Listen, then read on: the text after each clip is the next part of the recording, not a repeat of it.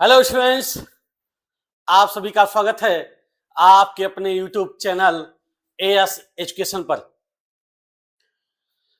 इसके पहले मैंने आपको वृत्त के विषय में एक संक्षिप्त जानकारी दिया था। वृत्त क्या होता है और वृत्त की संबंधित परिभाषाएं जैसे त्रिज्या हो गई, व्यास हो गया, जीवा क्या होता है, सेंटर क्या होता है यानी केंद्र क्या होता है, छेदक रेखा क्या होती है, स्पर्श रेखा क्या होती है, और एक दो प्रमेय बताने का प्रयास किया।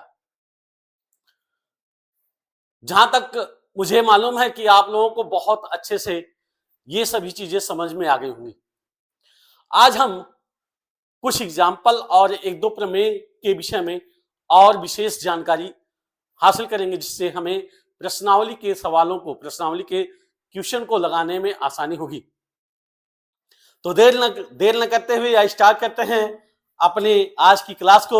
और उससे पहले आप सभी से रिक्वेस्ट है कि जो भी आज इस चैनल पर नए लोग जो देख रहे हैं वे हमारे इस चैनल को सब्सक्राइब कर लें और लाइक और शेयर करना ना भूलें। चलिए स्टार्ट करते हैं आज की अपनी क्लास को। पहला प्रमेय हमारा दिया है प्रमेय नंबर 1। कल हमने दो प्रमेय बताया था, आज एक और प्रमेय है, तीसरा प्रमेय है ये। हम इसको समझने का प्रयास करते हैं। प्रमेय दिया क्या है हमारा, किसी वृत्त की स्पर्श रेखा के, किसी वृत्त की स्पर्श रेखा, यानी पहले हम एक वृत्त खींच लेते हैं, एक वृत्त की संरचना करते हैं। तो एक वृत्त हम खींच लेते हैं, कह रहा है एक वृत्त है, ये वृत्त हमने खींच लिया। कह रहा है कि एक वृत्त की स्पर्श रेखा के स्पर्श बिंदु से, यानी एक स्पर्श रेखा भी चाहिए हमको, एक हम स्पर्श रेखा भी खींच लेते हैं। स्पर्श रेखा हमने खींच लिया, ये हमारी स्पर्श रेखा हो गई। वृत्त की स्पर्श रेखा के स्पर्श बिंदु से, यानी जहां ये बिंदु स्पर्श कर रहा है, इस बिंदु का हमने मान रख दिया ए। इसका नाम हमने क्या रख दिया, ए रख दिया। स्पर्श बिंदु से एक जीवा खींची जाए, यानी एक जीवा खींची जा रही है। क्या खींची जा रही है, एक जीवा खींची जा रही है। तो हम एक जीवा खींच देते हैं, इस बिंदु से एक हम जीवा का निर्माण कर देते हैं। ये हमारी एक जीवा हो गई और इसका नाम हमने रख दिया ए बी। क्या रख दिया भैया, ए बी। यानी ये जीवा हमारी क्या हो गई, ए बी एक जीवा हो गई। अब कह रहा है द्वारा दी हुई स्पर्श रेखा के साथ, यानी जो स्पर्श रेखा है दी हुई स्पर्श रेखा के साथ बनाए गए कोण, यानी इस स्पर्श रेखा के साथ बनाए गए कोण, स्पर्श रेखा के साथ जितने भी कोण बन रहे हैं, यानी कहने का मतलब जो भी कोण बन रहा है, जैसे हम देखें कोण क्या बन सकता है। अब इस स्पर्श रेखा से, यानी एक यहां हमने मिला दिया और एक यहां बना दिया,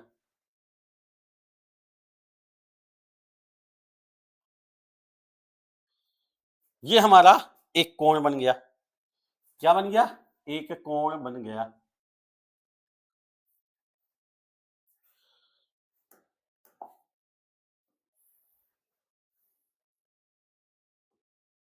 चल, ये कोण बन गया। अब इस कोण का मान हमने मान लिया, ये हमारा क्या है, सी। ये क्या है भैया, सी है। करा स्पर्श रेखा के साथ बनाए गए कोण, साथ बनाए गए कोण संगत कोणों के, यानी इसके संगत एकांतर खंडों में, यानी एक दूसरा कोण बन रहा है, उस कोण को भी हम देख लेते हैं। जैसे यहां से हम निकालेंगे, यानी इस बिंदु से निकालेंगे,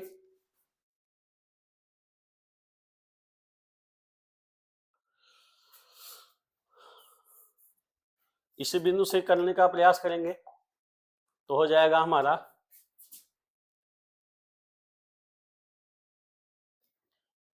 एक कोण, ये बन जाएगा। इससे एक कोण ये बन गया, यानी एकांतर खंडों में जो बनने वाला कोण होगा, ठीक है, एकांतर खंडों में, यानी ये क्या हो रहा है, वृत्त के केंद्र से होकर जा रहा है।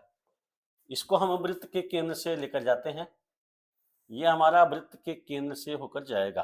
ठीक है, चलिए देखते हैं।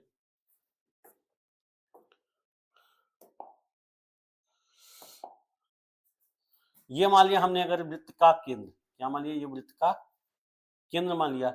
तो यहां से हम देखेंगे, सॉरी,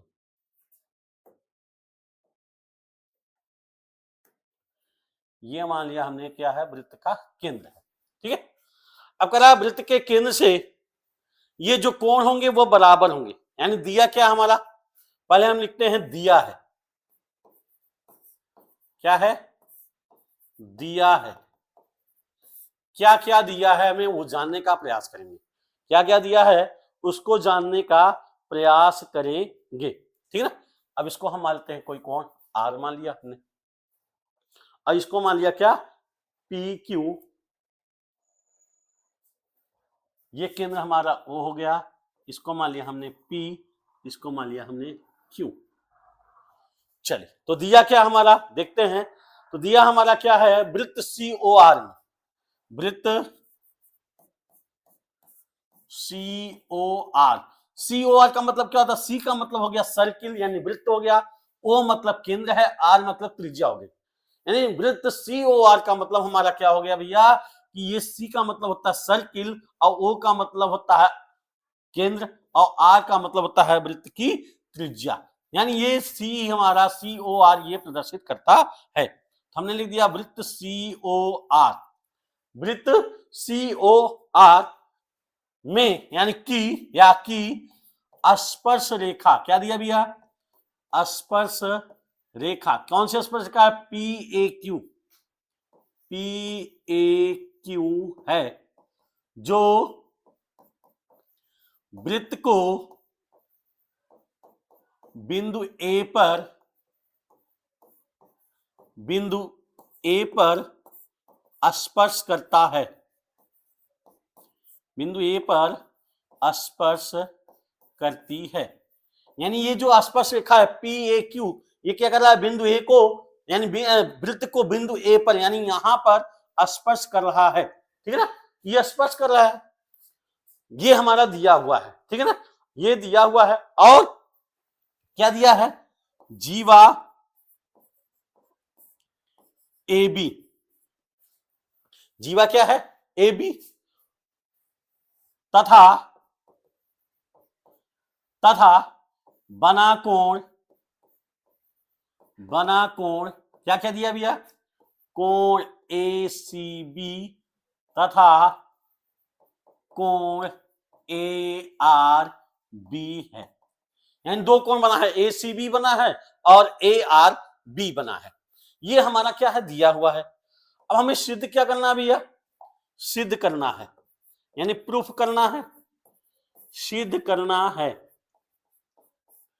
क्या सिद्ध करना है, प्रश्न में ही पढ़ेंगे, प्रमेय में ही कला के रेखा के साथ बनाए गए संगत एकांतर खंडों में बनाए गए कोण, यानी संगत एकांतर खंड में बनाए गए कोण आपस में क्या होते हैं, बराबर होते हैं, आपस में क्या होते हैं भैया, बराबर होते हैं, यानी कहने का मतलब हमें सिद्ध करना क्या है उसको हम ध्यान समझते हैं, क्या सिद्ध करना है कि बी ए क्यू ये जो कोण है वह इस कोण के मान के बराबर होता है, यानी सिद्ध करना है कोण बी ए क्यू बराबर कोण ए सी बी, क्या सिद्ध करना है, बी ए क्यू बराबर कोण ए सी बी, या दूसरी तरह से अगर हम सिद्ध करना चाहें तो दूसरी तरह से सिद्ध, ठीक है, तो इसको हमें सिद्ध करना है, हमें क्या पता चल गया, दिया है पता चल गया, सिद्ध करना पता चल गया, अब हम किस तरह से इसकी उत्पत्ति करेंगे कि यह मान आ जाएगा, अब हमें चित्र के अनुसार समझना होगा कि हम क्या कर सकते हैं, अब चित्र के अनुसार हम समझें तो क्या कर सकते हैं। ठीक है, अब रचना क्या किया हमने कि ए ओ आर को मिलाया, यह रचना कर दिया, इसके द्वारा एक और रेखा खींच दिया हमने, अब यहां हम रचना कर लेते हैं, रचना, रचना क्या करते हैं भैया, ए ओ आर, ए ओ आर को मिलाया, ए ओ आर को मिलाया और किसको मिलाया, आर बी को, यानी आर और बी को भी मिलाया, किसको मिलाया, तथा आर व आर बी को, आर बी को मिलाया, आर बी को मिलाया। अब ये हम रचना कर लेते हैं। अब हमें सिद्ध करना है, कैसे हम सिद्ध करेंगे? क्या करना भैया? सिद्ध करना है, कैसे हम सिद्ध करेंगे? तो ध्यान से देखिए कि वृत्त के स्पर्श पर, यानी वृत्त की स्पर्श रेखा पर त्रिज्या हमेशा क्या होती है? लंब होती है। त्रिज्या हमेशा क्या होती है? लंब होती है। तो इसका मतलब जो त्रिज्या होगी यह कितने अंश का कॉमन आएगी भैया? 90 अंश का कॉमन आएगी। कितने अंश का कॉमन आएगी? 90 अंश का कॉमन आएगी। कितने का बनाएगी भैया? 90 अंश का कॉमन आएगी, ठीक है ना? और जब ये 90 अंश का बन गया तो इधर का भी 90 अंश का बनेगा, यानी दोनों कोण 90 अंश का बनेगा। दोनों कोण क्या बनेगा? 90 अंश का बनेगा, ठीक ना? तो यानी कहने का मतलब हमारा क्या हो जाएगा? अब देखिए ध्यान से, तो जब ये 90 अंश का बन गया तो ये वाला कोण भी हमारा क्या हो जाएगा? 90 अंश का बन जाएगा। ये वाला कोण भी क्या हो जाएगा हमारा? 90 अंश का बन जाएगा, ठीक है? क्यों बन जाएगा? क्योंकि अर्धवृत्त ये क्या हो जा रहा है? जब ये व्यास यानी केंद्र से होकर जा रही है तो ये अर्धवृत्त पर बना कोण है, तो अर्धवृत्त पर बना कोण हमेशा क्या होता है? 90 अंश का होता है। क्या होता है? 90 अंश का होता है। तो चलिए हम प्रूफ करने का प्रयास करते हैं, यानी उपपत्ति। क्या आते हैं भैया? उपपत्ति पर, उपपत्ति। चलिए एक बार फिर से चित्र बना लेते हैं। चित्र को एक बार फिर से बनाते हैं, बनाने का प्रयास करते हैं, देखते हैं। यह हमारा वृत्त हो गया। अब इसकी स्पर्श रेखा हम खींच देते हैं।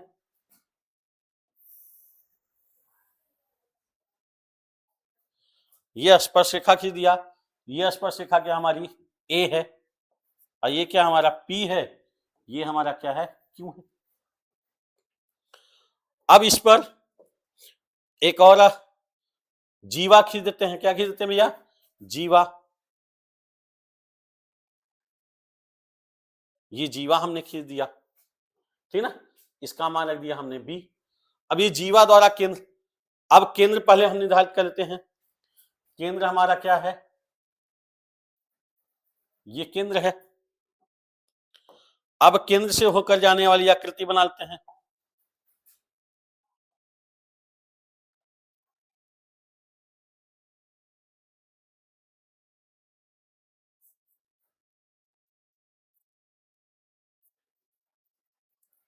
ये हमारी केंद्र द्वारा बनी आकृति हो गई,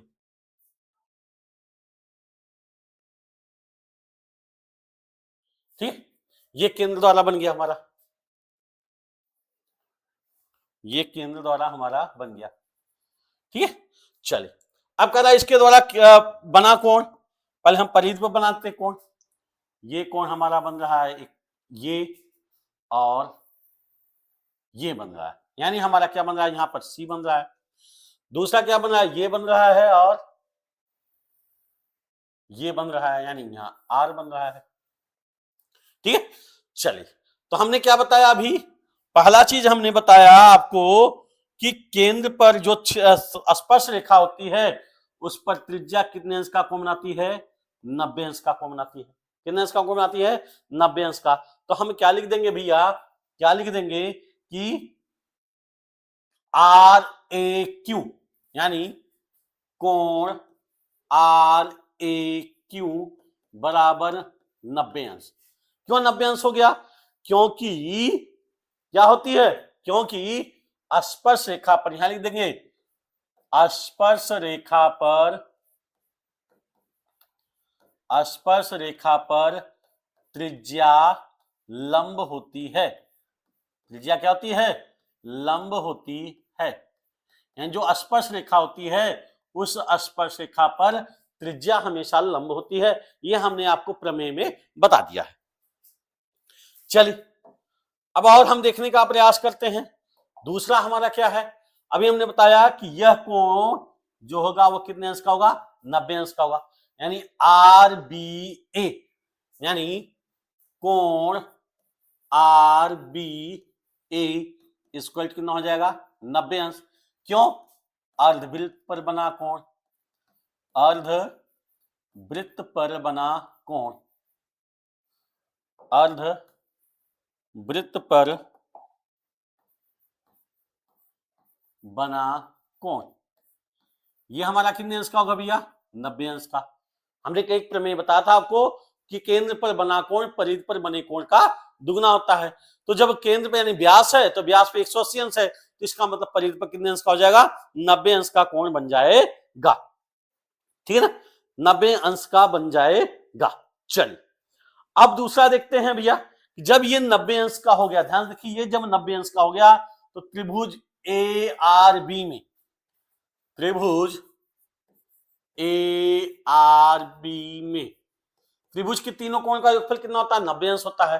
तो यहां पर देखेंगे कोण ए आर बी, यानी कोण ए आर बी प्लस कोण R A B, R A B बराबर कितना हो जाएगा भैया? 90 अंश। क्यों?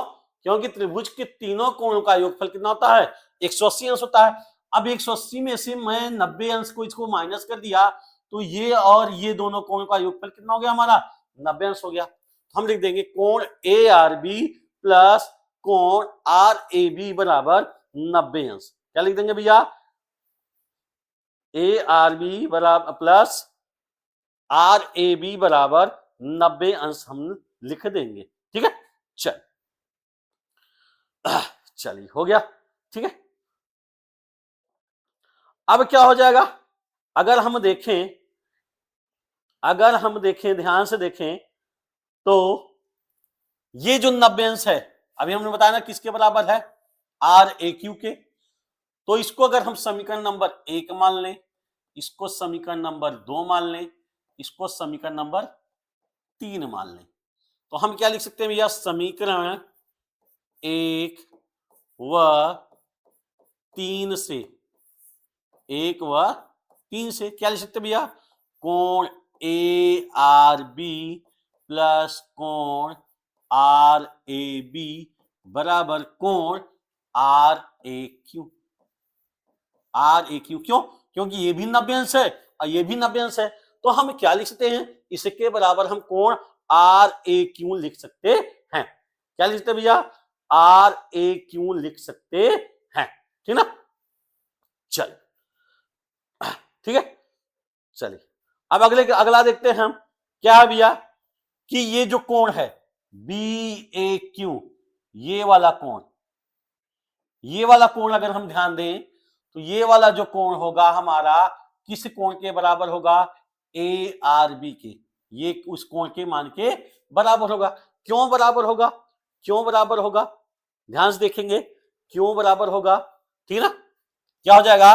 चूंकि कोण बी ए क्यू बराबर कोण बी ए क्यू बराबर क्या हो जाएगा? ए आर बी, कोण ए आर बी हो जाएगा हमारा। क्या हो जाएगा? A R B. ठीक ना, ए आर बी।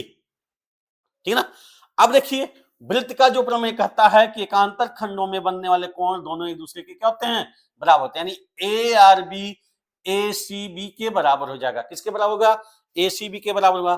तथा लिख सकते हैं तथा कोण ए आर बी बराबर कोण ए सी बी, यानी वृत्त के प्रमेय द्वारा, किसके द्वारा? वृत्त के प्रमेय द्वारा ये कोण क्या होता है? बराबर होता है। अब देखिए हमने क्या क्या निकाले भैया कि अब इसके बराबर ये कोण निकाल लिया और इसके बराबर क्या है? ये कोण है, सॉरी ये कोण है हमारा, ये कोण है। अब हमें क्या निकालना था? सिद्ध करना क्या था? सिद्ध ये करना था ना कि बी ए क्यू, यानी बी ए क्यू बराबर ए सी बी, यही सिद्ध करना था। अब यहां पर हम देखेंगे तो हमारा क्या हो गया? बी ए क्यू बराबर ए आर बी हो गया और ये ए आर बी किसके बराबर? ए सी बी के बराबर है। अब अगर हम इसको समीकरण नंबर 4 मान लें, इसको 4 मान लें और इसको क्या मान लें भैया? 5, तो समीकरण 4 व 5 से समीकरण 4 व 5 से क्या हो जाएगा? बी ए क्यू यानी कोण बी ए क्यू बराबर कोण ए सी बी के। और यही हमें क्या करना था? प्रूफ करना था, कि हमें क्या करना था, प्रूफ करना था। तो ये हमारा क्या हो गया, प्रूफ हो गया। एक बार फिर से हम और चर्चा करते हैं, एक बार और समझा देने का प्रयास करते हैं। क्या क्या दिया भैया, हम उसको समझने का प्रयास करते हैं। ये हमारा क्या दिया, वृत्त दिया है, अब वृत्त की स्पर्श रेखा पी ए क्यू दी है, और इस पर जीवा ए बी है, ठीक ना। अब कह रहा है कि सिद्ध करना है बी ए क्यू बराबर ए सी बी, इसका मान सिद्ध करना है। तो हम देखें तो ये पूरा कितने अंश का कौन बनता है, 90 अंश का कौन बनता है, कितने अंश का बनता है, 90 अंश का, और ये भी कितने अंश का बनता है, 90 अंश का। अब ये 90 अंश का है, ये भी 90 अंश का है, इसका मतलब ये कोण और ये कोण इन दोनों को मिलाएंगे तो 90 अंश बन जाएगा। जब 90 अंश बन जाएगा तो इसको जब हटाएंगे तो ये वाला कोण हमारा क्या हो जाएगा, इस कोण के मान के बराबर हो जाएगा, और ये वाला कोण हमारा क्या है, इस कोण के मान के बराबर है। जब ये दोनों कोण बराबर हैं तो इस कोण के बराबर यह कोण हो जाएगा। वही हमने आपको समझाया। आई होप आपको अच्छे से समझ में आ गया होगा। चलिए अगले क्वेश्चन की तरफ चलते हैं। अब इन सभी प्रमेय के आधार पर क्वेश्चन दिया गया है। अब क्वेश्चन हम कैसे सॉल्व करेंगे उनको समझने का प्रयास करते हैं। देखिए, जब तक कहावत है, करत करत अभ्यास ते जड़मत हो तो सुजान, जब तक आप अभ्यास नहीं करेंगे तब तक आपको कुछ भी नहीं आ सकता है। यानी आपको अभ्यास करना जरूरी है। आप घर पर बैठ करके इन सभी क्वेश्चनों को देखिए और उनका अभ्यास कीजिए। जितना आप अभ्यास करेंगे, गणित कहता है कि आप जितना मुझे लगाओगे उतना मैं आऊंगा, और जब तक नहीं लगाओगे तो वो आने वाला है नहीं। तो आप लोग लगाने का प्रयास करो, जो नहीं आ रहा वो आप पूछो, मैं बताने के लिए तैयार हूं। चल, या चित्र में ओ केंद्र वाले वृत्त की एक जीवा, ओ केंद्र वाले एक वृत्त की जीवा क्या है, पी क्यू, ये जीवा हमारी पी क्यू है, तथा पीटी स्पर्श रेखा है। यदि कोण क्यूपीटी, क्यूपीटी ये वाला कोण 60 अंश हो, कितने अंश का हो भैया, 60 अंश का हो, तो किसका मान निकालना है, पी ओ क्यू का मान ज्ञात करना है। ये ज्ञात करना है। अभी हमने बताया, अभी देखिए प्रमेय के आधार बताया कि अगर हम ये 60 अंश है, और देखिए ध्यान से ये 60 अंश है जब, तो हम इसको अगर मिलाएंगे, एक रेखा ऐसे मिला देंगे, एक रेखा ऐसे मिला देंगे, तो ये 60 अंश है, तो ये भी क्या हो जाएगा हमारा 60 अंश हो जाएगा। और ये 60 अंश का, तो ये परिधि पर बना कोण है और ये केंद्र पर, तो इसका दुगुना हमेशा हो जाएगा। तो कितने अंश का हो जाएगा भैया, 120 अंश का हो जाएगा। कितने अंश का हो जाएगा, 120 अंश का हो जाएगा, ठीक है ना। चलिए, तो हम इसको कैसे कर सकते हैं, ध्यान से देखिए। ये हमारे क्वेश्चन बहुविकल्पी टाइप के भी आ सकते हैं। तो हमने बहुविकल्पी टाइप के क्वेश्चन को सॉल्व करने के लिए एक तरीका बताया हमने कि ये 60 है। अभी प्रमेय के आधार पर हमने सिद्ध करा, क्या प्रमेय सिद्ध करा है, देखिए प्रमेय हमने क्या करा है कि ये वाला कोण है जो है और इस कोण के मान के बराबर है, और ये वाला कितना दिया हमारा 60 अंश, तो ये भी हमारा कितना हो गया 60 अंश। अब ये केंद्र पर बनने वाला कोण, ये इसको मिला देंगे तो ये केंद्र पर बनने वाला कोण कितना होगा, दुगुना हो जाएगा, यानी 120 अंश का हो जाएगा। अब बात आती है इसको लिखने की, तो कैसे हम लिखेंगे, इसको लिखने की बात आती है तो हम कैसे लिखेंगे, ठीक है। चलिए, तो लिखने की बात आती है तो हम कैसे लिखेंगे, ध्यान से देखते हैं। क्या दिया है, हल, हल हम करते हैं।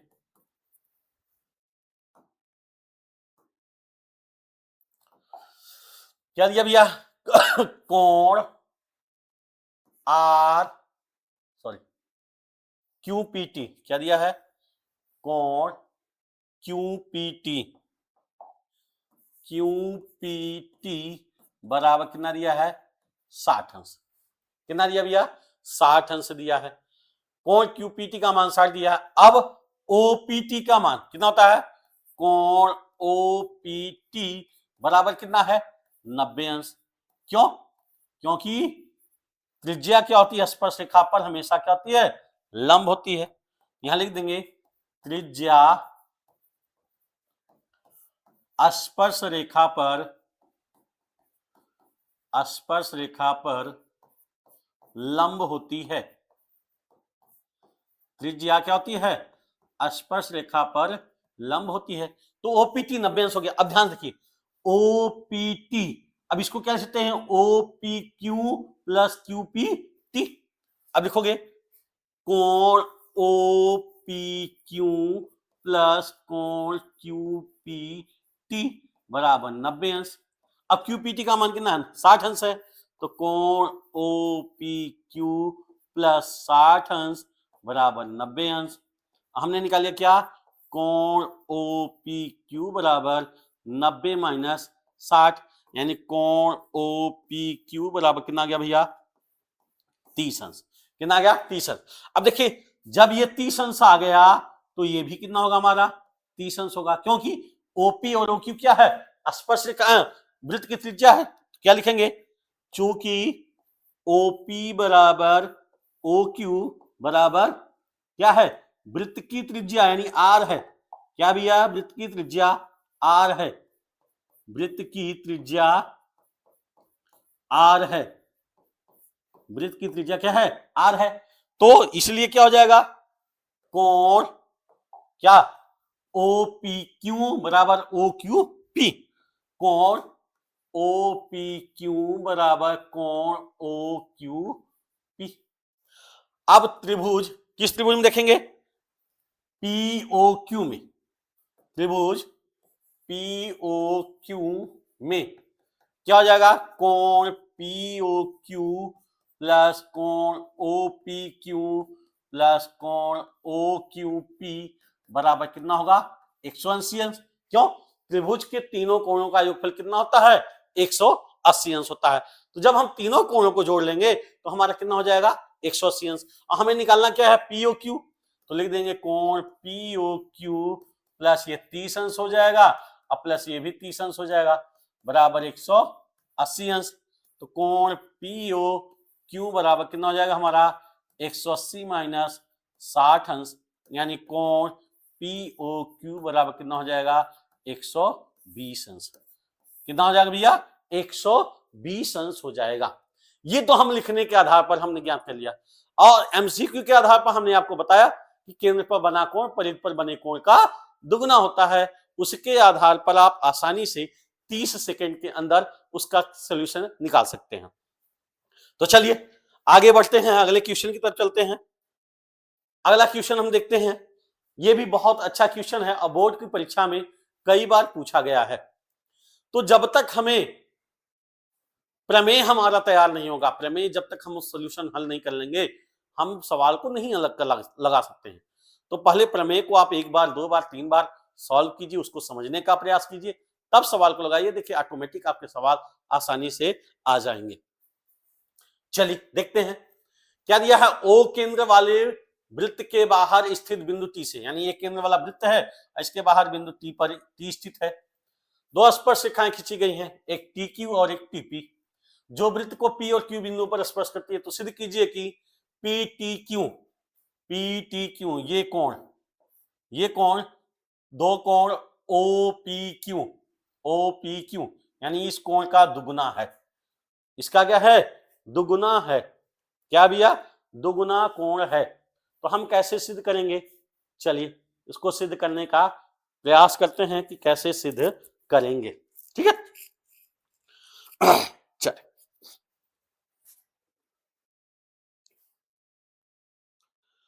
चलिए देखते हैं क्या होगा भैया। ये हमारा क्वेश्चन कई बार परीक्षाओं में पूछा गया है, ठीक है ना, कई बार इसको पूछा गया है। तो इसको हम लगाने का प्रयास करेंगे तो आसानी से हमारा आ जाएगा, आसानी से हमारा क्या हो जाएगा? आ जाएगा। चलिए लगाते हैं, देखते हैं क्या होगा। अब देखिए दिया है, क्या है? दिया है हमारा, दिया है, क्या दिया है? वृत्त COR में COR की स्पर्श रेखा, COR की स्पर्श रेखा क्या दिया है? TP तथा TQ है। क्या है? TP तथा TQ है। ज्ञात करना है हमें, ज्ञात करना है। क्या ज्ञात करना है या सिद्ध करना है? सिद्ध करना है। सिद्ध करना है। सिद्ध करना क्या है भैया? कोण पी टी क्यू बराबर 2 कोण ओ पी क्यू दिया है हमारा और सिद्ध करना है। तो चलिए हम सिद्ध करने का प्रयास करते हैं, यानी उपपत्ति।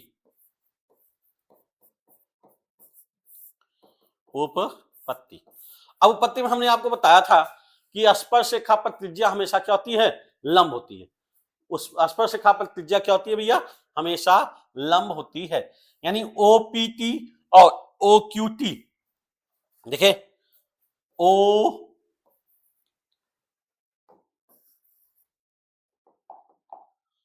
कोण ओपीटी बराबर कोण ओक्यूटी बराबर कितने अंश का हो जाएगा? 90 अंश का। क्यों? क्योंकि वृत्त की त्रिज्या स्पर्श रेखा पर क्या होती है? हमेशा लंब होती है। क्या होती है? हमेशा लंब होती है। अब ये देखिए, यानी ओपीटी ओक्यूटी ये हमारा 90 अंश का, ये भी 90 अंश का हो गया और ये भी हमारा क्या हो जाएगा? 90 अंश का हो जाएगा। ठीक है, चलिए अब क्या करते हैं, ये देखिए कोण ओपीए और यानी कोण ओपी अगर ये 90 अंश का बन जाए, ये क्या हो जाएगा? 90 अंश का लंबवत होगा। तो ओपीए और एपीटी, ओपीए और एपीटी, यानी ओपीटी को हम क्या लिखते हैं? कोण ओपीए प्लस कोण एपीटी बराबर कितना हो जाएगा? 90 अंश का। कोण ओपीए प्लस कोण एपीटी बराबर कितना हो जाएगा? 90 अंश का हो जाएगा।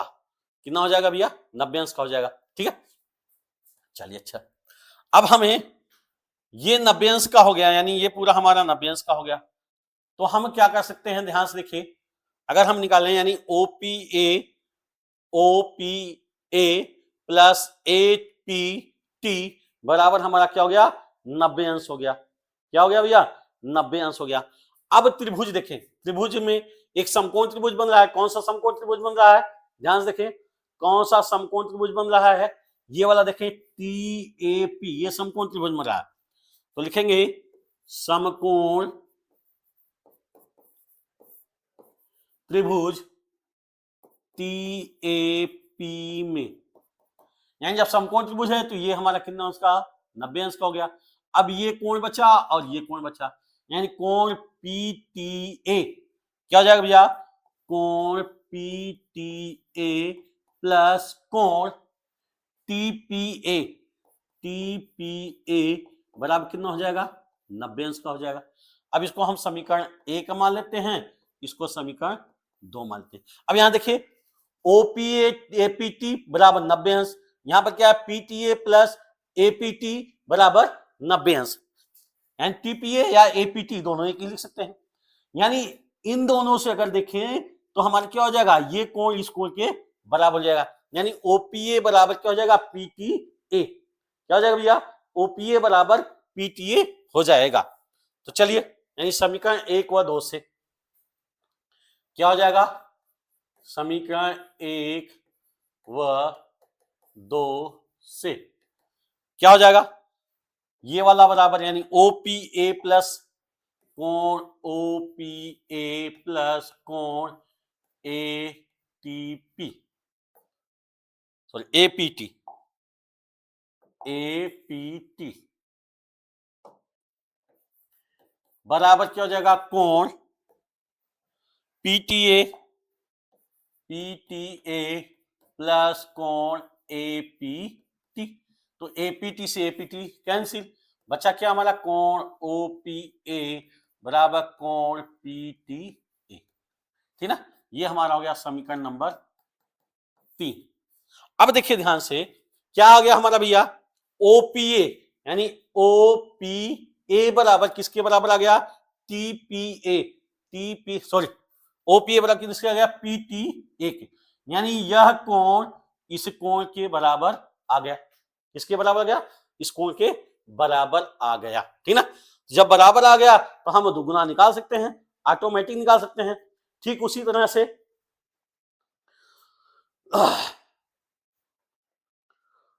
चलिए, तो क्या लिख सकते हैं भैया?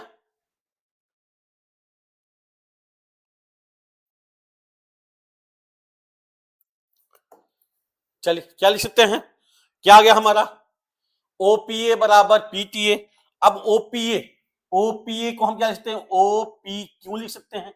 ओपी क्यू लिख सकते हैं, यानी कोण ओपी क्यू बराबर कोण क्या हो जाएगा? पीटीए। ठीक ना? अब अगर हम दो कोण कर देंगे तो दो कोण ओपी क्यू बराबर हो जाएगा दो कोण पीटीए। और दो कोण पीटीए यानी यह कोण और यह कोण दोनों बराबर हैं। अब दोनों जोड़ देंगे तो क्या हो जाएगा? PT Q. क्या हो जाएगा भैया? पीटी क्यू हो जाएगा। तो यहां हम लिख देंगे दो कोण ओपी क्यू बराबर कोण पीटी क्यू। और ये हमें क्या करना था? प्रूफ करना था। यह हमें क्या करना था? प्रूफ करना था। तो हमें जब तक प्रमेय नहीं याद होगा तब तक हम उस सवाल को आसानी से सॉल्व नहीं कर सकते हैं। ठीक है, चलिए, तो आज के लिए बस इतना ही। आई होप आप सभी को अच्छे से समझ में आया होगा। अगर आपको नहीं समझ में आया है तो आज प्लीज कमेंट में लिख देंगे, तो मैं उस चीज को दोबारा आपको समझाने का प्रयास करूंगा ताकि आपको बहुत अच्छे से समझ में आ जाए। घर पर रहिए, स्वस्थ रहिए, मस्त रहिए और आनंदित होकर के आप पढ़ाई कीजिए। धन्यवाद।